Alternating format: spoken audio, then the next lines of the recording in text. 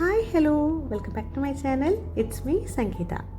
ഇന്നൊരു പിടിയിനൊരു കറി ഉണ്ടാക്കാം. നമുക്ക് വളരെ എളുപ്പത്തിൽ ഉണ്ടാക്കാൻ പറ്റുന്ന നല്ലൊരു വഴുതനങ്ങ കറിയാണ്.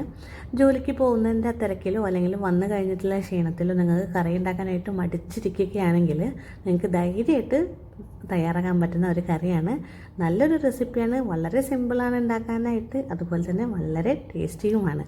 അപ്പോൾ എങ്ങനെയാണ് ഉണ്ടാക്കാനെന്ന് നോക്കാം. വീഡിയോ സ്കിപ്പ് ചെയ്യാതെ മുഴുവനായിട്ട് കാണുമെന്ന് പ്രതീക്ഷിക്കുന്നു. കറിക്ക് വേണ്ട ഒരു 5 വഴുതനങ്ങ ഞാനിവിടെ അരിഞ്ഞ് ഉപ്പും മഞ്ഞളും ചേർത്തിട്ടുള്ള വെള്ളത്തിലൊന്ന് മുക്കി വെച്ചിട്ടുണ്ട്, കറിയൊക്കെ പോകാൻ വേണ്ടിയിട്ടാണ്. പിന്നെ വേണ്ടത് ഒരു ചെറിയൊരു നെല്ലിക്ക വലുപ്പത്തിലുള്ള പുളിയാണ്, വാളൻ പുളിയാണ്. അത് നമുക്കിവിടെ സോക്ക് ചെയ്യാനായിട്ട് വയ്ക്കാം. പിന്നെ വേണ്ടത് ചെറിയുള്ളി, ഒരു 8 ചെറിയുള്ളി ഇതുപോലെ ഒന്ന് നീളത്തിൽ അരിഞ്ഞെടുത്തിട്ടുണ്ട്. പിന്നെ ഒരു 3 വെളുത്തുള്ളി നെടുകെ പിളർന്നിട്ടുണ്ട്. പിന്നെ ഒരു ചെറിയ പീസ് ഇഞ്ചി ഇതുപോലെ ചെറുതായിട്ട് അരിഞ്ഞു വെച്ചിട്ടുണ്ട്. പിന്നെ ഒരു തണ്ട് കറിവേപ്പില, 2 പച്ചമുളക് നെടുകെ പിളർന്നത്, ഒരു ചെറിയ തക്കാളി, അധികം പുളിയില്ലാത്ത തക്കാളിയാണ്, പകുതി മതിയാവും കേട്ടോ, ചെറുതാണെങ്കിൽ മാത്രം ഒന്നെടുക്കാം. ഇനി നമുക്ക് കറി ഉണ്ടാക്കാനായിട്ട് തുടങ്ങാം.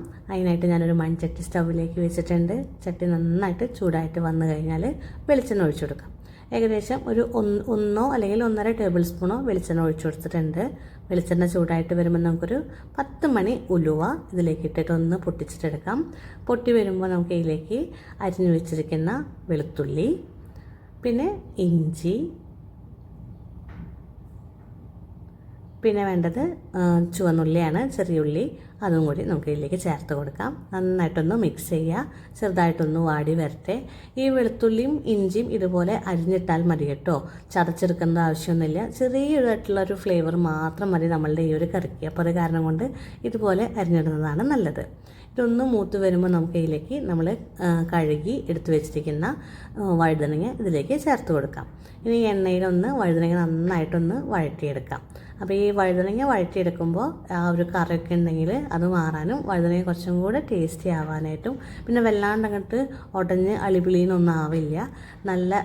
നമുക്ക് നല്ലൊരു കഷ്ണങ്ങളൊക്കെ ആയിട്ട് നമുക്ക് കഴിക്കാനൊക്കെ ആയിട്ട് പറ്റുന്നതാണ് ഇതുപോലെ ഒന്ന് വഴറ്റിയെടുത്തിട്ടുണ്ടെങ്കിൽ. അപ്പോൾ 2-3 മിനിറ്റ് നേരം ഇതുപോലെ ഒന്ന് ജസ്റ്റ് ഒന്ന് വഴറ്റിയെടുക്കുക. അതിനുശേഷം നമുക്ക് ഇതിലേക്ക് വേണ്ട പൊടികൾ ചേർത്ത് കൊടുക്കാം. അപ്പോൾ ഇപ്പോൾ ആ വഴുതനങ്ങയുടെ ആ പർപ്പിൾ കളറൊക്കെ ഒന്ന് മാറി വന്നിട്ടുണ്ട്. ഇനി നമുക്ക് ഇതിലേക്ക് വേണ്ട പൊടികൾ ചേർത്ത് കൊടുക്കാം. ഒരു 1/2 ടീസ്പൂൺ മഞ്ഞൾപ്പൊടിയും, പിന്നെ 1 ടീസ്പൂൺ അല്ലെങ്കിൽ 1.5 ടീസ്പൂൺ എരിവുള്ള മുളക് പൊടിയും നമുക്ക് ചേർത്ത് കൊടുക്കാം. പിന്നെ എരിവുള്ള മുളക് പൊടി അല്ലെങ്കിൽ കാശ്മീരി ചില്ലി എടുത്താൽ മതി. പിന്നെ ആവശ്യത്തിനുള്ള ഉപ്പും കൂടി ചേർത്ത് നന്നായിട്ടൊന്ന് വഴറ്റാം. അപ്പോൾ ഈ മുളക് ഒക്കെ ചേർക്കുന്ന സമയത്ത് സ്റ്റൗവ് ഏറ്റവും ലോ ഫ്ലെയിമിലാക്കിയിട്ട് വെക്കാനായിട്ട് മറക്കരുത് കേട്ടോ.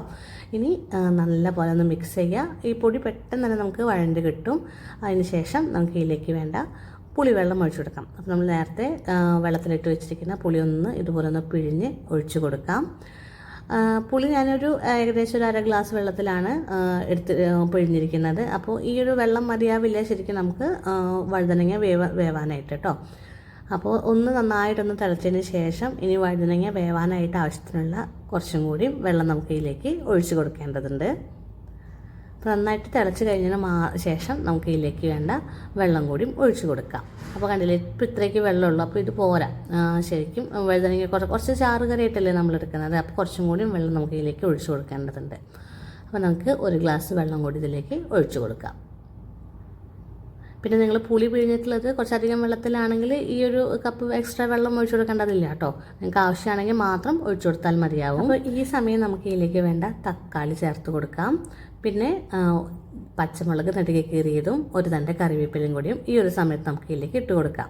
തക്കാളി വഴറ്റേണ്ട ആവശ്യമൊന്നുമില്ല, നമുക്കിതുപോലെ ജസ്റ്റ് ഒന്ന് ഇട്ട് കൊടുത്താൽ മതി. നമ്മൾ പുളിക്കായിട്ട് നമ്മൾ വാളൻപുളി ഉപയോഗിച്ചിട്ടുള്ള കാരണം കൊണ്ട് ഒരു ചെറിയൊരു പീസ് മതിയാവും കേട്ടോ തക്കാളിയൊക്കെ. ഇനി നന്നായിട്ട് കറിയൊന്ന് നന്നായിട്ടൊന്ന് തിളച്ച് വന്ന് നമുക്ക് അടച്ച് വെച്ചിട്ട് വേണം നമുക്കിത് വേവിച്ചിട്ടെടുക്കാനായിട്ട്. ഒരു 4 മിനിറ്റ് നേരം നന്നായിട്ടൊന്ന് മീഡിയം ടു ലോ ഫ്ലെയിമിൽ വെച്ച് അടച്ച് എടുത്ത് വേവിച്ചിട്ടുണ്ടെങ്കിൽ നമ്മുടെ കറി ഇവിടെ റെഡിയാവും. അപ്പോൾ ഞാൻ ഇടയ്ക്കൊന്ന് ഇതുപോലെ ഒന്ന് തുറന്ന് ഇളക്കി കൊടുക്കുന്നുണ്ട്. അപ്പോൾ ചാറൊക്കെ കുറുകി വരുന്നേ ഉള്ളൂ. ഒന്നും കൂടി നമുക്ക് അടച്ച് വെച്ച് 2 മിനിറ്റും കൂടെ നമുക്ക് വേവിച്ചിട്ടെടുക്കാം. ഇപ്പോൾ ഇതാ നമ്മളുടെ കറി ഇവിടെ റെഡി ആയിട്ടുണ്ട്. കണ്ടില്ലേ, നന്നായിട്ട് തക്കാളിയും വഴുതനങ്ങയൊക്കെ നന്നായിട്ട് വെന്ത് ചാറൊക്കെ ഒന്ന് കുറുകി വന്നിട്ടുണ്ട്. നന്നായിട്ടൊന്നിനൊന്ന് മിക്സ് ചെയ്യാം.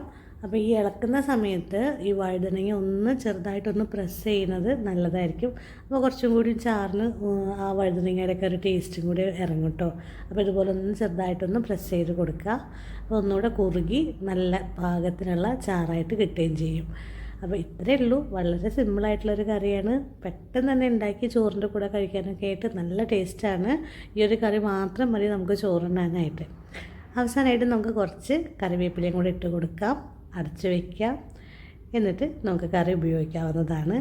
തേങ്ങ ഒന്നും അരയ്ക്കാതെ വളരെ ടേസ്റ്റി ആയിട്ടുള്ള ഒരു ചോറിനൊരു കറി എന്ന് പറയുന്നത് എല്ലാവർക്കും ഭയങ്കര സന്തോഷമുള്ളൊരു കാര്യമാണല്ലേ.